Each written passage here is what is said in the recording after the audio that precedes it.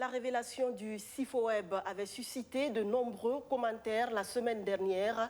Plus de 2 milliards de francs CFA de salaire de trop, illégalement perçus par l'ensemble des ministres du premier quinquennat de Roch-Marc Christian Kaboré, en violation du décret de 2008.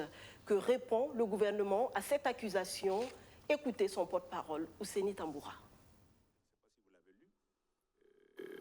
Les faits sont qu'il y a un régime de droit commun de la rémunération des ministres porté par le décret de 2008. Les faits sont aussi que des dispositions contractuelles dont on peut comprendre, dont on peut certainement présumer qu'il s'agit aussi de faire en sorte que un certain nombre de principes généraux de droit qui consistent à considérer aussi les antécédents salariaux de revenus des personnes qui sont appelées donc au gouvernement, de prendre en charge cette question. La problématique se pose depuis lors, mais pose une problématique de jurisprudence générale.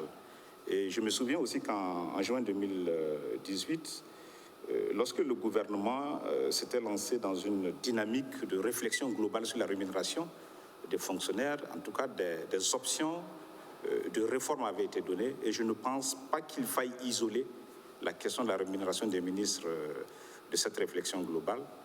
Pourquoi pas? On prend acte de ce rapport qui est une contribution citoyenne à la bonne gestion des deniers publics.